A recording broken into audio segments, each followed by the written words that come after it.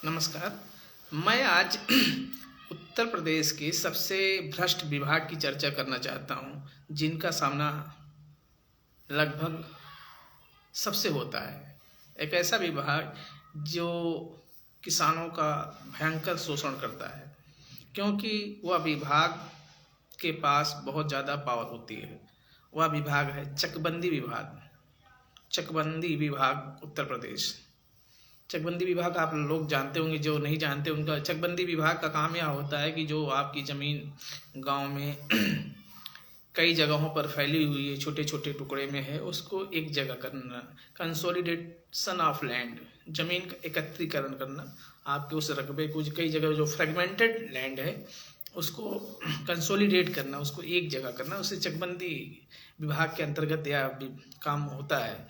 लेकिन चकबंदी विभाग उत्तर प्रदेश के किसानों का जमकर शोषण करता है। जब ये क्योंकि ये जब प्रक्रिया शुरू हो जाती है तो फिर रुकती नहीं है और सारे पावर चकबंदी विभाग के पास होते हैं। और अगर संक्षेप में कहें तो सारे पावर लेखपाल और कानून गो साहब के हाथ में होता है। यह ऐसा विभाग है जो आपके ज़मीन के नेचर को चेंज कर सकता है। आपकी ज़मीन मान लीजिए अच्छी जगह पर थी, फर्टाइल लैंड है, उसको चाहे तो पैसा लेके किसी अगर कोई और आना चाहे तो वहाँ और कोई आ सकता है। तो यह विभाग आपके लैंड के स्वरूप को चेंज कर सकता है, आपके लैंड के रकबे को कम कर सकता है मालियत के आधार पर। तो जब चकबंदी शुरू होती है तो सबसे ज़्यादा किसान परेशान होते हैं, क्योंकि किसानों के पास चकबंदी की कोई स्पष्टीकरण स्पष्ट प्रारूप नहीं है, किस आधार पर कौन सा माल्य तय होता है। वैसे है लेकिन उसका एक्चुअल में वो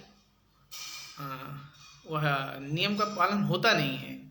जब विभाग शुरू हो जाता है, एक बार दो बार बैठक हो जाती है, उसके बाद फिर लेखपाल साहब की जो पेंशन चलना शुरू होती है, फिर वो जब तक चेक नहीं कटती तब तक चलती ही रहती है। और वो पेंशन चलती इस आधार पे है कि किसानों की जेब से कितना पैसा जाता है। मेरे गांव में 2019 में मुझे जहाँ तक याद है कि चकबंदी शुरू हुई और 2024 में समाप्त हुई।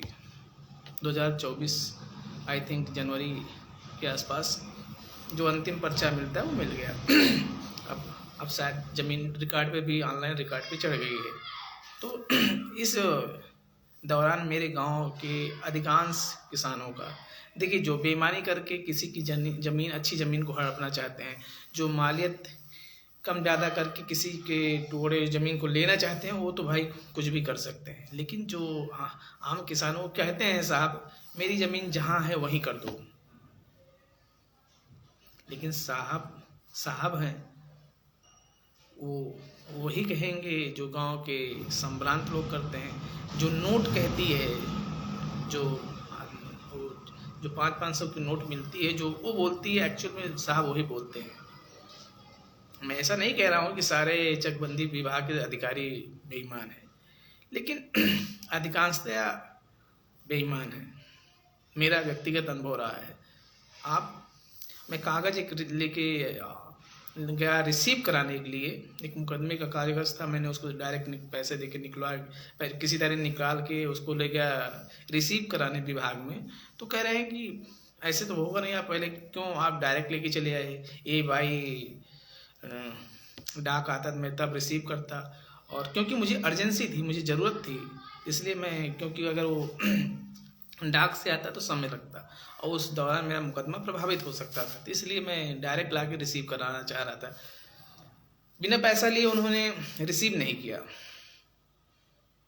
आप एक गाँव ऐसे, जब चकबंदी समाप्त हुई तो मैं कहीं दूसरे जगह बैठा था मेठी में, तो ऐसे बात हो रही थी चोरी और डाकू का। तो किसी ने कहा अगर जिस गांव में चकबंदी हो जाती है वहाँ 5 साल चोरी और डाकू नहीं आते, चोरी नहीं होती उस गांव में, क्योंकि ये विभाग इतना खुद ही लूट लेता है गांव के खून को, गांव की शक्ति को, गांव की संपन्नता को, गांव के सुख शांति को, क्योंकि वहाँ कुछ बचता ही नहीं है सच। तो मेरा ख्याल है कि जब ब्रिटिश अंग्रेज भारत पर शासन कर रहे तो बंगाल में बहुत बड़ा दुर्भिक्ष पड़ा था, सूखा पड़ा था। बंगाल का मैदान अस्थियों से भरा पड़ा था और ब्रिटिश सरकार टैक्स पे टैक्स वसूल रही थी। उससे कोई वास्ता नहीं था कि किसान अनाज बिना भूख के मारे मर रहे हैं, उससे कोई वास्ता नहीं। वो टैक्स लगा रही थी, वो नील की खेती की प्रमोट कर रही थी। तो सरकार, उत्तर प्रदेश सरकार ये जानती है कि ये विभाग भ्रष्ट है, पैसा लेता है, लेकिन पता नहीं क्यों इतने योग्य मुख्यमंत्री होने के बाद भी किसानों का शोषण हो रहा है। मैं ऐसे किसानों को देखा हूँ जो थोड़ा सा खाना खा के, एक हाथ रोटी खा के मुकदमा देखने जाते हैं, उनके पास पानी पीने के लिए सिर्फ वो जो सरकारी नल में पानी मिलता है वही होता है। उनके पास ऐसा कुछ नहीं होता कि जाके नाश्ता कर लें, उनके पास ऐसा नहीं होता कि जाके कुछ, कॉफ़ी तो छोड़ दीजिए, चाय भी पी लें। अगर विभाग में पहुंच जाएं जो गांव के किसान हैं, तो साहब बोलेंगे जाइए चाय बोल दीजिए। चाय मतलब जो वहाँ के अधिकारी बैठे हैं, लगता है कि एकदम भिखमंगी टाइप के, उनके पास चाय का भी पैसा नहीं होता। और जब जितने किसान जाते हैं, अमूमन जो पहचान के होते हैं उनसे कहते ही हैं थोड़ा चाय मंगा लीजिए, नाश्ता मंगा लीजिए। इतना ज़्यादा शोषण है, ये फॉर्म ऑफ डिस्टॉर्शन है, ये एक तरीके से शोषण का माध्यम है। और मैं सरकार से रिक्वेस्ट करता हूँ कि जब चकबंदी शुरू हो तो कुछ पेपर सभी किसानों को दिया जाए, उसके एक जनरल उसके पॉइंट हो कि इस आधार पे अगर आपके पास इस तरह की खेती करते थे, जैसे बंजर ज़मीन है तो ऐसे उसकी चकबंदी हो, ऐसे कुछ प्रोफार्मा पब्लिक ओपिनियन में भी लाना चाहिए, क्योंकि इनके पास अदृश्य शक्तियाँ हैं, अद्भुत शक्तियाँ हैं, कुछ भी कर सकते हैं। आपकी ज़मीन को, कई बाग है, अगर उसमें एक पेड़ रह गया, मन कहेगा तो उसको मालियत लगा के ख़त्म कर देंगे। और जब मुझे चकबंदी मेरे गांव से हुई, मुझे बहुत आइडिया नहीं था, क्योंकि मैं ऐसे बहुत सारी चीज़ें पढ़ता हूँ, लेकिन चकबंदी के बारे में मुझे ज्ञान नहीं था। तो जब आप किसी के भी गांव में अगर चकबंदी शुरू हो रही है, तो आप जैसे जिस ज़मीन पे आप बड़ा आपका जो ज़मीन का टुकड़ा है, अगर उसको रोकना चाहते हैं तो उसकी कम मालियत लगाएं, और जो छोटे छोटे टुकड़े हैं जहाँ से आप ज़मीन उठा के लाना चाहते हैं तो उसकी ज़्यादा मालियत लगाएं। और क्योंकि और अगर बहुत कम मालियत लगाएंगे तो पड़ोसी उसको ले सकता है, तो इसलिए सोच समझ के मालियत वाला काम करें, और देखते रहें कि आपकी ज़मीन पर कोई किसी की नज़र तो नहीं है। क्योंकि अधिकांश जो मुकदमे होते हैं, जब कोई किसी की ज़मीन पे लालच लगाता है, क्योंकि अधिकारियों को कोई काम नहीं हो, तो इधर ज़मीन उधर कर देंगे, उधर ज़मीन इधर कर देंगे। अब मेरे गांव के जो दक्षिण हिस्सा है, वहाँ के किसानों को भेज दिए हैं गांव के उत्तर और पूर्व, और वहाँ से उनकी दूरी, उस ज़मीन की दूरी लगभग 1500 मीटर, 2 किलोमीटर के आसपास है। अब बताइए वो उतनी दूर कैसे जाएंगे खेती करने। गांव काफ़ी बड़ा है, जिसका घर इस एरिया में था, उत्तरी दिशा में था, पूर्व दिशा में था, उस एरिया में अगर आप उनको ज़मीन देते तो खेती करते। अब उतनी दूर से वो आएंगे, और इस समय इतने छुट्टा जानवर हैं कि उनसे किसान फसल बोए, सिंचाई करे, या रात भर जगह दिन भर खेत में काम करे, और रात में उन खेत में रुक के उन फसलों की सुरक्षा करे। तो किसानों के लिए तो इस समय बड़ा अजीब समय चल रहा है कि दिन भर खेती करें, खेत में मजदूरी करें, और शाम मतलब इवनिंग टू मॉर्निंग और खेत की सुरक्षा में लगे रहें। और चकबंदी विभाग जो जैसे मैंने कहा कि मैंने कहावत सुनी थी कि किसी ने कहा कि भैया जिस गांव में चकबंदी हो जाती है वहाँ चोरी नहीं होती 5 साल। तो मुझे लगा कि यार ऐसे बोल रहे हैं। फिर मैं जब अपने गांव में देखा, उस चीज़ को समझा, किसानों के स्थिति को देखते हुए, बहुत सारे किसान हैं जिनकी, मान लीजिए जिनके पास 1 रुपया नहीं, वृद्ध किसान हैं, उनके कोई संतान नहीं, केवल उनके पास ज़मीन है और आय का कोई सोर्स नहीं है, किसी तरीके से गांव में रह रहे हैं, झोपड़ी में या कोई कच्चा मकान पर, जो भी एक या आवास मिल गया, एक कमरे का आवास है, उसमें रह रहे हैं, किसी तरीके से अपना जीवन यापन कर रहे हैं। उनकी ज़मीन पे जब चकबंदी शुरू होती है तो फिर वो परेशान हो जाते हैं, उधार लेके, खेत को ऋण पे, लोन पे लेके, कुछ न कुछ करके, क्योंकि विभाग के अधिकारियों को खुश करना है, होता है। सबसे पैसा सबसे लेते हैं, ऐसा कोई कह नहीं सकता है कि मैंने पैसा नहीं दिया। जैसे जिसकी ज़मीन की साइज होती है, छोटे किसान हैं तो कम पैसा देना पड़ता है क्योंकि उनकी ज़मीन वैसे होती है, और बड़े किसान हैं तो जैसे आपकी ज़मीन का साइज होगी उसी के अनुसार आपको पैसा देना पड़ेगा। देना तो सबको पड़ेगा, इसमें कोई नहीं कह सकता कि मैंने 1 रुपया नहीं दिया। वो नहीं दिया मतलब फिर वो नहीं दिया, हो सकता हो भाई वो अद्वितीय हो, लेकिन पैसा तो कुछ ना कुछ देना ही पड़ता है। तो सरकार को, क्योंकि चकबंदी में इसलिए डर लगता है, आप अगर और विभाग हैं जैसे पेंशन विभाग है, जिला उप जिलाधिकारी का, एसडीएम साहब का है, और जो राजस्व लेखपाल हैं, सेक्रेटरी हैं, यहाँ रोज़मर्रा की चीज़ें आती हैं कि आपको आय प्रमाण पत्र बनाना है, आपको कोई कागज़ बनवाना है। लेकिन चकबंदी विभाग में आपकी ज़मीन का नंबर चेंज होगा, आपकी ज़मीन की साइज चेंज हो जाएगी, आपकी ज़मीन का एरिया चेंज हो जाएगा। आपकी ज़मीन मान लीजिए नहर के किनारे है, नलकूप के किनारे, सरकारी नलकूप के किनारे है, और कोई वहाँ आना चाहता है, तो अगर वो सेटिंग कर लिया तो वहाँ आ जाएगा। तो सरकार को ऐसे, क्योंकि सरकार को, और चकबंदी विभाग क्या है, अपने आप में सरकार है, राज्य है। संविधान के अनुच्छेद 13 के अनुसार हमें राज्य, वो राज्य है, हमें राज्य के काम ही यह होता है कि जनता की सुरक्षा करें। राज्य का अस्तित्व इसीलिए है कि वो जनता के हितों की रक्षा करें। और अगर राज्य कोई विभाग, जैसे भी कोई भी विभाग अपने आप में राज्य है, क्योंकि इसलिए विभाग है कि वो भारत के संचित निधि से, उत्तर प्रदेश के संचित निधि से, राज्य सरकार के संचित निधि से पैसा लेता है।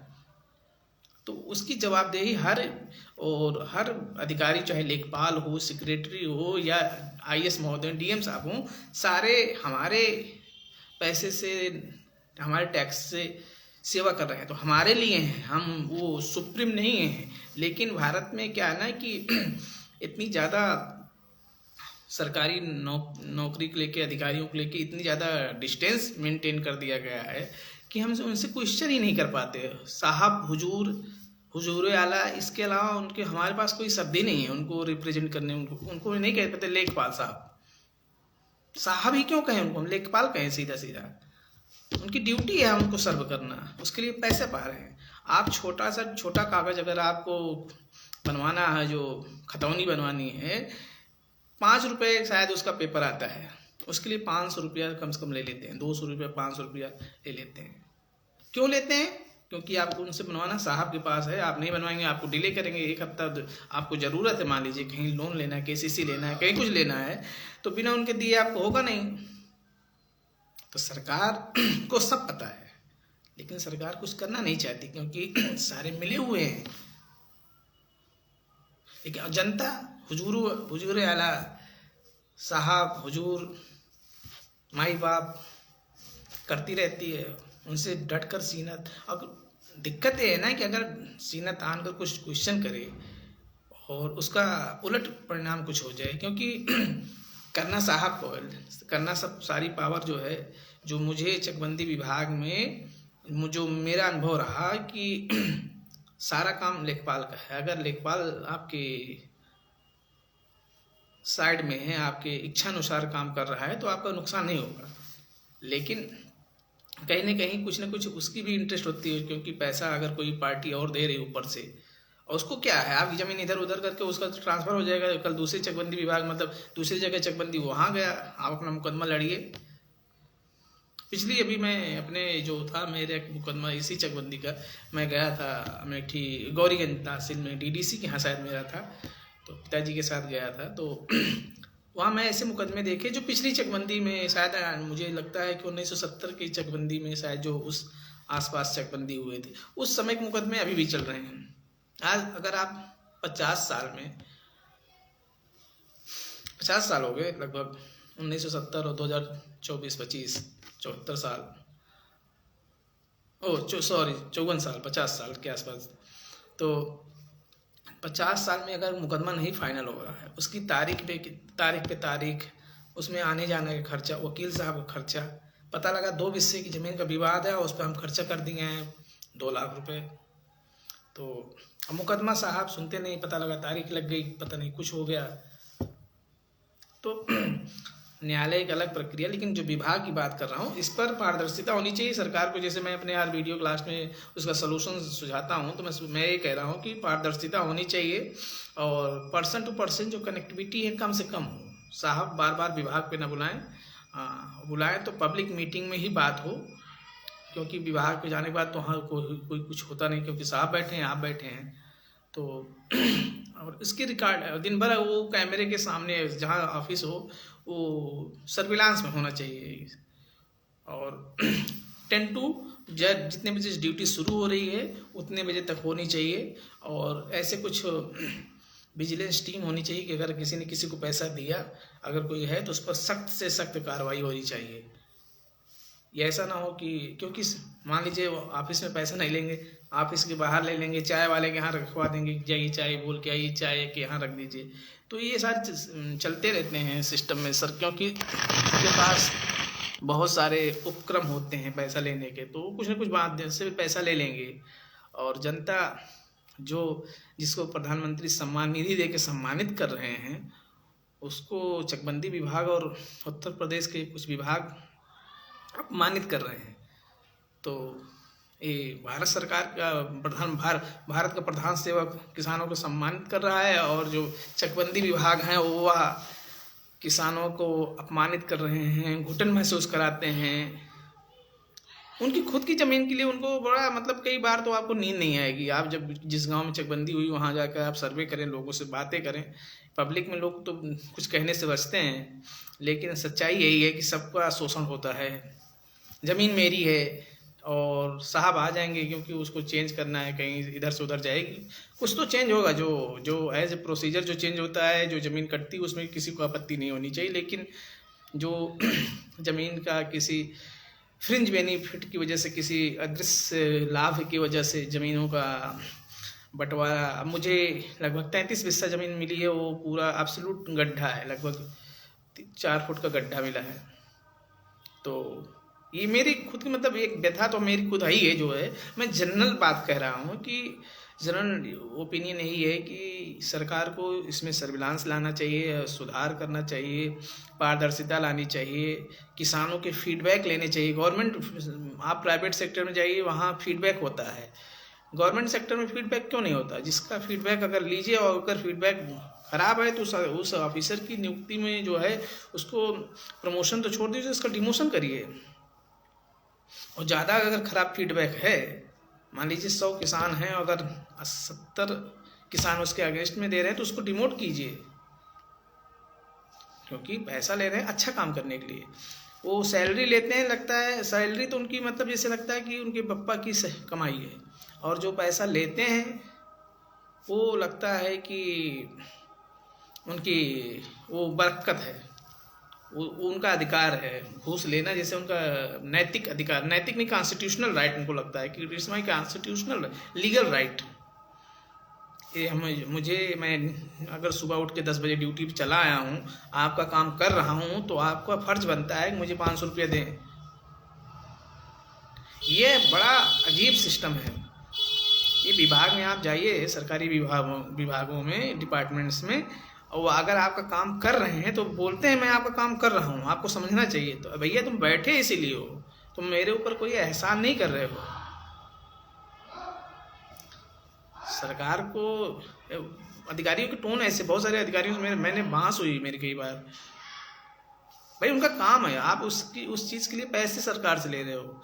मैं पैसे देने के लिए मुझे अगर आप प्राइवेट इंस्टीट्यूट होते तो शायद आपको मैं पैसा पे करता, लेकिन आपको सरकार जनता के बिहार पर सैलरी दे रही है, तो आप काम करिए, और जो काम कर रहे हैं उसका पैसा आप जनता से मत मांगिए। लेकिन नहीं, वो ऐसा उनका टोन होता है कि सुबह मैं उठ के आ गया हूँ, मैं किसी जगह बैठा था किसी रिश्तेदार के यहाँ, तो वो मियाँ बीवी दोनों प्राइमरी टीचर थे, और वही शायद योगी आदित्यनाथ जी मुख्यमंत्री बने थे। तो आते ही कुछ योगी जी ने कड़ाई की थी, तो उनका स्कूल दूर था, एरिया नहीं बताऊंगा, एरिया का नाम नहीं शेयर करूंगा, रिश्तेदार हैं, और स्कूल का भी नहीं बताऊंगा, लेकिन बस मैं जनरल क्या बताना चाहता। मियाँ बीवी दोनों टीचर हैं, शायद जूनियर में एक ऐसे कुछ। तो उनके हस्बैंड कह रहे हैं कि बड़ी दिक्कत हो गई है। मैंने पूछा क्या दिक्कत हो गई? कहे जब से योगी जी आए हैं तब से बड़ा टाइट कर दिए, अब दोनों को जाना पड़ता है। नहीं तो पहले एक लोग चले जाते थे, अटेंडेंस लगा के चले आते थे, नहीं जाते थे तो हो जाता था किसी तरीके से।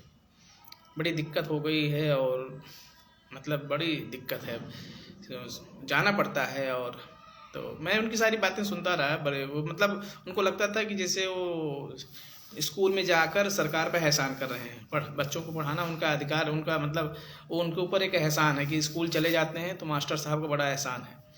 तो जब मैं उनकी सारी बातें सुना, मैंने कहा आप छोड़ दीजिए, आपको इतनी दिक्कत है तो एक लोग नौकरी छोड़ दीजिए, घर देखिए, एक लोग घर देखिए, एक लोग पढ़ाइए। इतनी ज़्यादा दिक्कत है अगर आपको, तो आप एक लोग नौकरी छोड़ दीजिए। दो लोग नौकरी कर रहे हैं, एक लोग इनकम का सोर्स रहेगा, एक लोग छोड़िए, आराम से घर पे घर देखिए। तुमको बुरा लग गया कि ऐसे कैसे आप कह दिए। हम कहे भाई अगर आपको स्कूल रोज जाना दिक्कत है, दो ही लोग हैं, मियाँ बीवी हैं, तो स्कूल एक घर तो देखना पड़ेगा। तो एक लोग घर पे रहिए, एक लोग स्कूल जाइए। तो साहब हकीकत है ना कि सरकारी विभाग के जो लोअर सबऑर्डिनेट ऑफिसर हैं, कर्मचारी हैं, ये ऐसा इनका बिहेव टोन रहता है कि लगता है कि आपके काम को जो कर रहे हैं ये आप पर एहसान कर रहे हैं, जबकि ये इनका कर्तव्य है। इस चीज़ को समझते नहीं, समझते हैं शायद उस चीज़ में, क्योंकि हमारे यहाँ इतना गवर्नमेंट अधिकारियों की इतनी ज़्यादा प्रोफाइल हाई बना दी गई है, इतना ज़्यादा डिस्टेंस मेंटेन है कि साहब हैं आते ही खड़े हो जाते हैं।